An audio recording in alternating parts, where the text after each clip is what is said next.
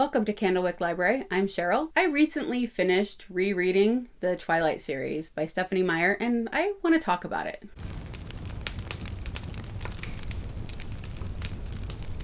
This is going to be very full of spoilers. I'm going to be talking about the book series as if you've read them, so if you don't want to get spoiled, you won't want to watch this until you've read all of them. You don't have to have read them to watch, just if you care about being spoiled. I've talked about how I reread Twilight a few years ago, and I was planning at the time to reread the whole series, but I didn't get to it.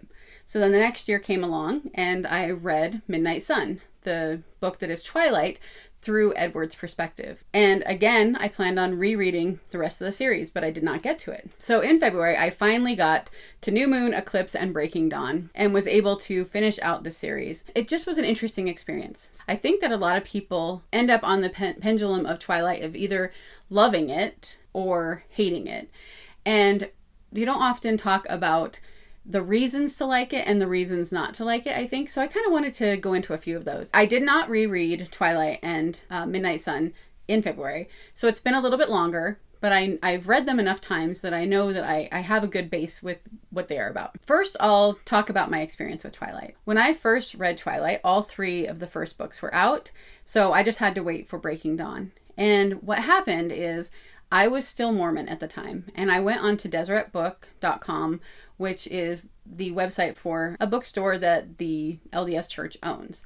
And I can't remember what I was looking for on there, but it recommended Twilight to me. And I read the synopsis of it and couldn't believe that there was a vampire book being recommended to me on this church website, this church bookstore. And I've always loved vampires. I love Dracula. It's one of my favorite books. And I was a huge fan of Buffy the Vampire Slayer when that was on TV. And so I was immediately intrigued. I checked out, we were in Kenosha, Wisconsin at the time, and I went to the library there and they actually had them. They did not usually have any books by the Utah LDS authors. So I grabbed all three of those first books and went home and I read them all in one weekend. Like, I could not put them down. So I would have fallen into the category of somebody who just loved them. I could see some flaws in them at the time, but it was more of just an immediate love because it was such an immersive experience. When I read Twilight for the first time, I definitely loved Edward for Bella. I thought they were great. But then when I started reading New Moon, I really changed. And I was definitely Team Jacob, and I still am. When I reread it now, I always have had that same feeling that I get after the first book that I got for Edward kind of stayed around. And I never really liked Edward that much. I feel like he was very controlling. But when I read Midnight Sun, that did help me to like Edward more. I understood why he acted the way he did. I understood what his perspective was. I understood everybody better because all of a sudden I could see what everybody was thinking, apart from Bella. So going into it again now, I think that my perspective has changed as I've gotten older because of having daughters, because I put them into the place of Bella. Whereas when I was reading it the first time, I did have my first daughter, but she was just little. I wasn't thinking about it the same way yet because of her being so young. But now I think about would I want my teenage daughters in this kind of relationship? I mean, I don't think any of us want our daughters in a relationship with a vampire, but with taking that out, would I want them in a relationship with Edward? So Midnight Sun definitely did make me understand him a little bit better. I did like him better. And I actually think it's better than Twilight because I think she has gotten better as a writer as she's gone along. And I recently read something where she said that she wished she could rewrite the whole series because she's a better writer now. I think that would actually be interesting if she did that. But also, even with its flaws, the older I've gotten, the more I've read them, the flaws that I've seen in her writing, the repetitive phrases like his golden eyes, things like that, I still have this nostalgic factor for me where I still really enjoy the books. And I really enjoy most of the characters and the storyline, even though I can see the flaws. This was going to be starting mainly from New Moon because the feeling I had with Twilight and Midnight Sun was basically the same thing. This is a fun story. It is fast-paced. I like the characters, but my real strong feelings really do start in New Moon. So I'm going to go through each of the books and talk about some of the things that were brought up in my mind this February as I read them. I would give New Moon like a 3.5 star until Jacob shows up. And then it's more of a 4-star after that because I feel like he adds so much to the story. And it's funny because I know there's a lot of people out there that love Twilight that hate Jacob and they're so Team Edward. But for me, I love Jacob. So I'm going to come at that and if you don't like him, then you probably won't agree with a lot of the things I'm going to say. But I loved once he showed up. I have always been someone who rooted almost always for the best friend in a romantic situation. I think that one of the exceptions is the Hunger Games, but I almost always want the girl to end up with the best friend. When I started to reread New Moon in February, at first I thought I wasn't going to like this very much because of Bella's reaction when Edward leaves. It drives me nuts. And I know that there's probably people who would really act that way if someone that they love leaves. So what I'm coming at it as is sometimes I pull myself back and I think, okay, this is just for fun. This is just a for fun story. It doesn't matter that much. It doesn't have to be this deep. When you realize that there's teenagers reading it, and this might be where they get their ideas for romance, that's kind of where my thoughts have come in. Of what if my daughters read this and thought, this is the love I'm looking for? Would I want them at 17 years old to react this way if a boyfriend left or broke up with them? Obviously, I wouldn't. And this goes to other books too, like Wuthering Heights and Romeo and Juliet in general, and I'm going to get back to that in a minute. I think a lot of times drama in relationships is really romanticized. And I love Wuthering Heights, but I don't think it's romantic. And so it's the same kind of thing with Romeo and Juliet. Like, I really enjoy the play, but obviously it's not romantic. But so many people make it that way. And I think the all or nothing look at romance that a lot of these really dramatic books have is what Bella is showing. And I certainly don't want my daughters to grow up thinking that somebody else is their only reason for living. Once Jacob shows up in New Moon, then the rest of the book really picks up the pace for me, and it's more exciting. It's harder to put down. It's interesting to me how when I'm reading it, even though I know there's the whole series and there are things that I will like later, I still sometimes just think it should have ended there. It should have just ended her becoming best friends with Jacob. They fall in love and live happily ever after as not vampires. Just having a life with Jacob. And that will come up again in a few minutes. But I wrote down one of the quotes that I loved in this book about Jacob. Jacob was simply a perpetually happy person, and he carried that happiness with him like an aura, sharing it with whoever was near him. It talks so often about how Bella reacts to Jacob when she sees him and when she's around him, and I think that tells you he is better for her. With Edward, it's all just lust and overwhelming love, this powerful, all-consuming love, but with Jacob, it's just this friendship, this beautiful friendship. She feels happy when she's with him. She's not worried about so much, she wouldn't be worried about stuff if she had let go of Edward at this time and let herself love Jacob. She could have been very happy, and that is why I'm Team Jacob. If anybody wonders, it's because he is the sun. She refers to him as the sun. He's warm, and he makes her feel good. He makes her happier in a way that I don't think Edward does, even with the rest of the series. So you can argue that with me. I would love to hear your argument on that in the comments. My biggest problem with this book is, like I mentioned, the Romeo and Juliet connection, because she has that connection throughout the whole book. They're even reading Romeo and Juliet in school at the beginning. The making a breakup a reason for suicide, like for Bella to basically give up on life when he leaves, and for him when he thinks that she has died, that he wants to die. I hate that. I hate it so bad. I feel like their relationship with each other, for both of them, for Edward's perspective and Bella's perspective, is so unhealthy. And Jacob's could have been healthy. I hope that young girls who read these books don't go looking for an Edward, someone who they would rather die than be without, or who would rather die than be without them. Someone who would make them feel so unhinged like she is after Edward leaves. I hope that doesn't happen. So no relationship should make someone act this way, especially since when we first meet Bella, and this is a problem I have throughout the whole series, when we first meet Bella in Twilight, she is described as being independent. She's taken care of her mother for all these years. She has not had a real mother figure. Her mother was more like a friend, but even then, a friend that is dependent on her. Bella is the one that takes care of her family with her mom. It talks about her being smart and mature. And then when she comes to live with Charlie, she's taking care of him. She's the one that's cooking. She's cleaning. She's always shown as this person who is independent and mature. And yet now she's completely different. Once Edward enters the picture, she is completely dependent on him. She needs Edward. And then Jacob to help her get over Edward. I would say when I was reading it the first time, I was team Edward because there wasn't really an alternative in the first book. And then after the first book, I was team Jacob. Now I think as an adult, I'm team Charlie. So then we get to Eclipse. You know, obviously I was kind of disappointed with the end of New Moon, even though I liked it, just because it was great. It was fast paced. It was all interesting, all of that. I liked seeing the Volturi, where they live, and getting to know more about that information. But I was disappointed because I really did like Jacob more. Then we get to Eclipse. And again, this is very entertaining and fun to read. I think this one is better than New Moon, but there are still some troubling things in the book. My biggest thing is like she is now best friends with Jacob and she cares about Jacob and she knows about the werewolf thing and she wants to be with him. She wants to hang out with him.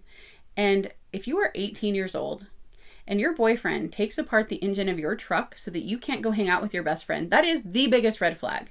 And so when that happened, the first time I was really mad about it. This time I was just like, I forgot about that happening for some reason until it happened, and I couldn't believe it.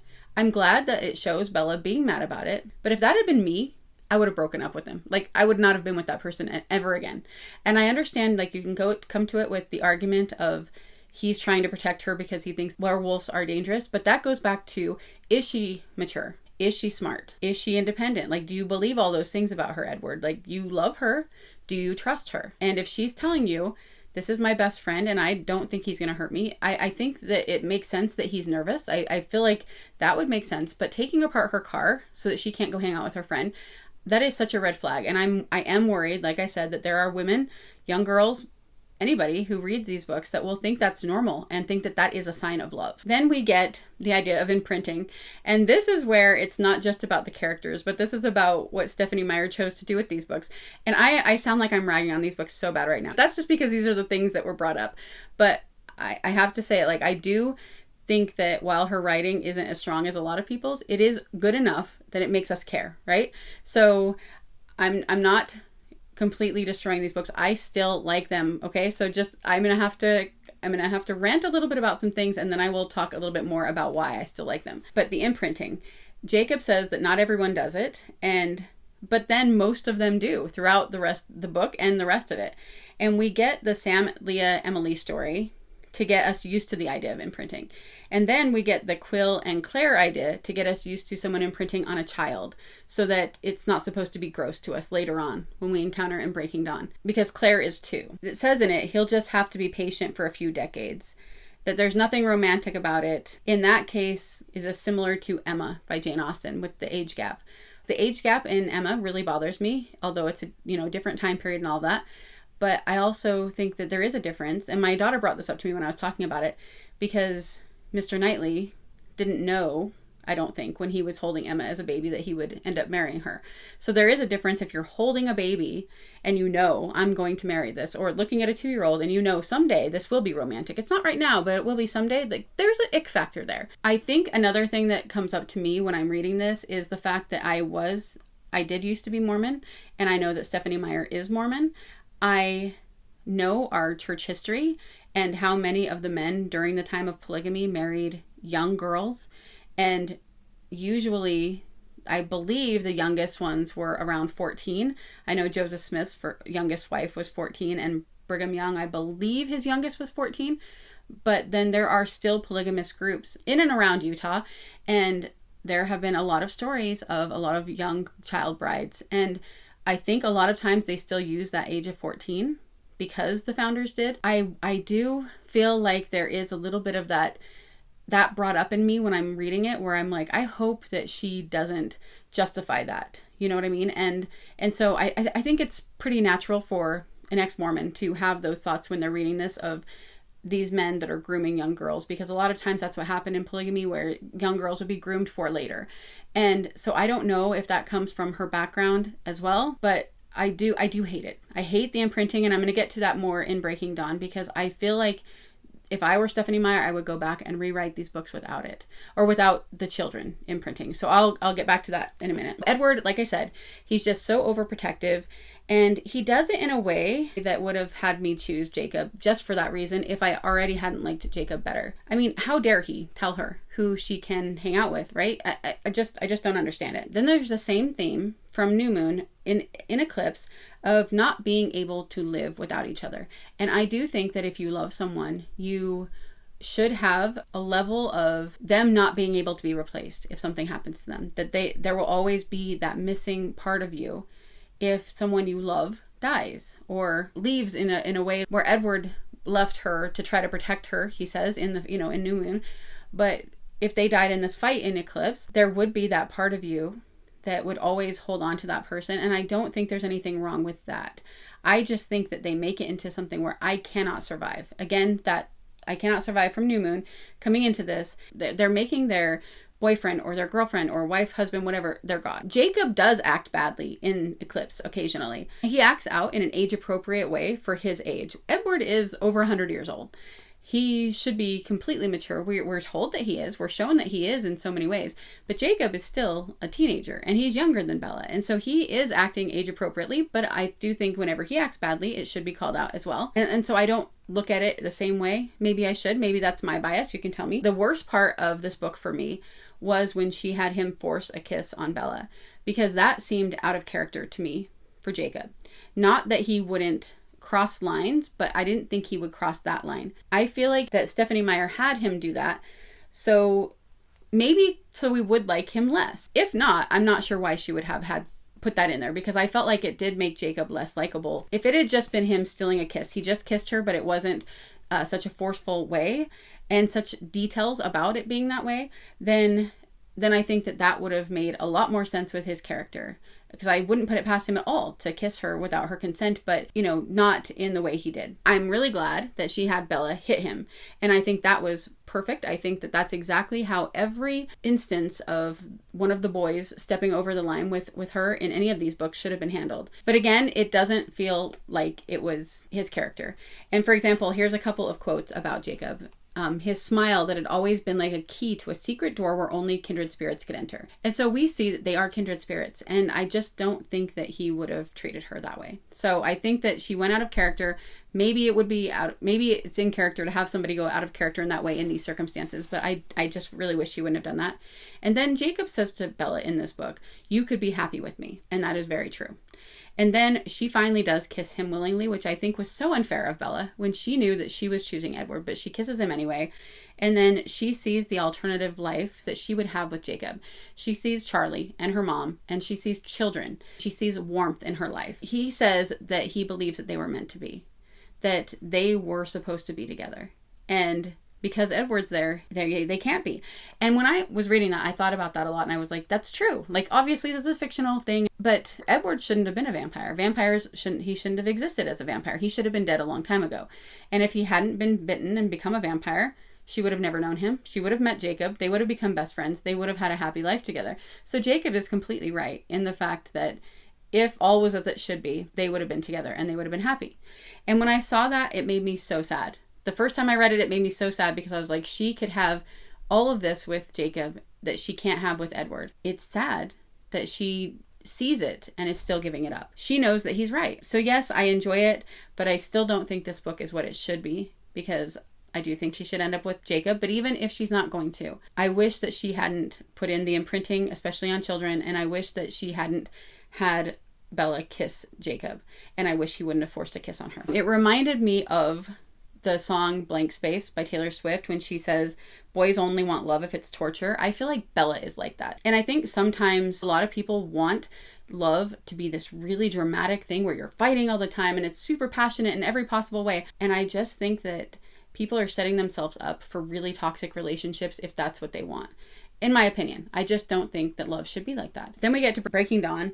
And I definitely think this is the best of the series, the way it's written. I mean, it really is like 3 books in one. Book 1 and 3 are in Bella's perspective, and book 2 is in Jacob's perspective. They even have their own tables of contents. So it is almost like having 3 totally different books in just packaged together. So in book 1, Bella, we are preparing for her wedding and her honeymoon. Again, she was just fine and independent and able to do everything for her mom and her dad. We learn that she's clumsy and gets hurt a lot, but she was still independent and able to survive for the first 17 years of her life. But now we have her with the Cullens, and she is just so helpless. They all treat her like a child, like a breakable child. He buys her this car that is almost indestructible, and she just does everything they tell her to do. She grumbles. she grumbles, but she doesn't say no. And even when she does say no, they don't really listen to her. So I feel like the Cullens as a whole are kind of, well, maybe not as a whole, but Alice is like Edward. Alice is supposed to be beloved, and I do like her. And yet in real life, I feel like she would drive a lot of people crazy. She certainly would drive me crazy. She always is telling Bella what to do as well, just like Edward does, and gets in cahoots with him sometimes about it. But even for her honeymoon, Alice packs for her and shops for her and says to her, "You'll be my sister officially in 10 short hours. It's about time to get over this aversion to new clothes." Why can't Bella not be fashion forward? Why can't she be who she's always been? Why does she have to morph into Alice's paper doll in order to be in the family? Like, that always bothered me. It's said throughout the book that Alice doesn't let others wear clothes twice, or doesn't like to let them. And I was like, that's so shallow. But so it doesn't fit with the picture you get of Alice and how everyone loves her so much and how sweet she is and all that. Bella doesn't even get to see the wedding decorations or her dress before the wedding. And she doesn't even look at herself in the mirror. So she doesn't even know what she looks like. I'm like, would any girl, even someone as unmaterialistic as we have Bella portrayed to be, would anyone really go and just show up at their wedding and not care what anything looks like, or not care what their dress looks like, or not look at themselves to see what their hair and their dress look like on them? Like, I think it's so unbelievable. So the whole thing is planned by Esme, Edward's mom, and by Renee, Bella's mom, and Alice. Bella is independent. She's strong at the beginning. And now the Cullens have gotten into her life, and she has become this helpless little plaything that they are all directing her life for her now. We do see growth in her once she becomes a vampire, but it shouldn't take that to have that growth. So we get the second book, we get Jacob's perspective. Even the chapter titles are funny and fit Jacob's personality. I loved being in his head because you do get that kind of snarky, sarcastic part of him, but because I like him so much, I really liked it. I know a lot of people who have told me that they hate Jacob, so they hated being in his head, but I loved it. And we see that his sister has now imprinted with Paul. So again, doesn't seem so rare. We've got Quill with Claire, which is just so creepy and gross. I'm going to just say that. It just is. Jacob breaks off from his tribe, becomes his own alpha, so that he doesn't have to do what they're saying to do. That all was great. I loved that part. Seth and Leah follow him. So I want to talk about his relationship with Leah. Leah gets a lot of hate. Everybody talks about her like she's this terrible person to be in the mind of and to have around. He's even mean to her at the beginning, which I don't like. I don't like that he treats her that way. And it's like, if you stop and think about the fact that she was in love with somebody who then now left her for her cousin, I think it was her cousin, because he imprinted on her. And now she's having to be in this, group with all these guys. She's the only girl, and she gets to hear all of their thoughts about women, especially with Sam about Emily. That would be really, really hard. I loved that Leah came with Jacob. And so here is my probably, I don't know, popular opinion. If Jacob and Bella couldn't be together, Jacob should have been with Leah. I have one of two options. He should have either ended up with some vampire girl that he met through the Cullens, because all of the group of vampires come and visit to help, and then that would have cemented a kind of alliance between the vampires and werewolves, or he should have fallen in love with Leah, and it should have been just a normal relationship, slow burn. They become friends, then it turns into something else, and he keeps his friendship with Bella, and it isn't about, oh, the werewolves can't attack them because I've imprinted on her baby, but it is, they won't hurt her because she is my friend and I'm protecting them and they've seen reason, or something like that. If I were Stephenie Meyer, I would rewrite the whole series with him ending up with Leah instead of Renesmee. So that is my first biggest point, I guess, on this book. In his perspective, now we have Bella back. She's drinking blood for this baby, and that's so gross. I understand it because of the way it's set up with the baby and, what the baby is, but it's still so gross. When I'm reading it and I'm imagining, like, Bella actually as a human drinking blood, I'm like, Stephenie Meyer, where did your head go when you wrote this? This is so gross. The birth itself is so gory. I wonder if a lot of people know, their young daughters that are reading this, what they're reading, because it's pretty gory. And then, of course, Jacob does imprint on Renesmee. That probably is my biggest problem with the whole series. He could have just seen her and felt protective because he saw that she had Bella's eyes and not vampire monster eyes.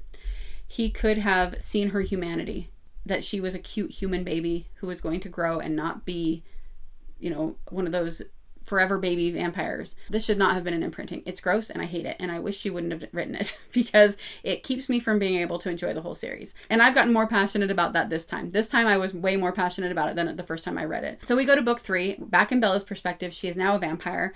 And we get a whole new storyline. It's like a completely different book. The first part's just that. And then this last part is going to be the Volturi are coming. They think that Renesmee is one of those, a baby that has been turned into a vampire, not something that is born that is growing. And so they're coming, using that as an excuse to come attack the Cullens, something that they've wanted to do for a long time. Alice disappears. She leaves behind all the clues for prepping for this big battle, and they start gathering any vampire friends they have from all over. I've heard a lot of people that didn't like the fact that Alice had set up all this stuff with a lawyer and all sorts of things because it made you think that they were going to need it, and then when they didn't, then it felt worthless. But I actually liked that part. I thought that was interesting, and I thought it made sense because it was a fail-safe. And it also made it so you didn't know where the story was going to go, and you really did think one thing might happen and another did. So I think that was fine. I really liked meeting all the vampires from all over the place and getting the different cultures that they had and just getting more of that vampire world. I thought that was really cool. And I still really enjoyed it this time. Garrett is my favorite one. But then at the end, we get the big battle and we get the kid that shows up who is like Renesmee. I think his name was Naul. I don't know if that's how you say it. It's weird that he says his sisters were not venomous, but he is. And then we know Renesmee isn't venomous. I think it would have made more sense if she had across the board made everybody venomous or everybody not venomous. Like, I think it would have made more sense if he wasn't either. And his aunt was turned because his father came back and turned the aunt who was taking care of him. Like, that seems like that would make more sense to me. I also think that it's interesting. A lot of people were so mad about the battle that it was like this whole buildup and then nothing. But then when the movie came out, they have the big battle scene and beloved characters die. And it was so funny to be in the theater when that happened and hear the gasps and people freaking out and crying because they didn't want it to happen. Yeah, that was showing you why the battle didn't happen in the book. And I think that made people accept it more when it didn't happen. I loved that whole part. I thought it was all great. I felt like that was really written well, really interesting. That whole section, really good, except for the Renesmee Jacob thing, of course. And it even says Renesmee will be fully matured in 6.5 years.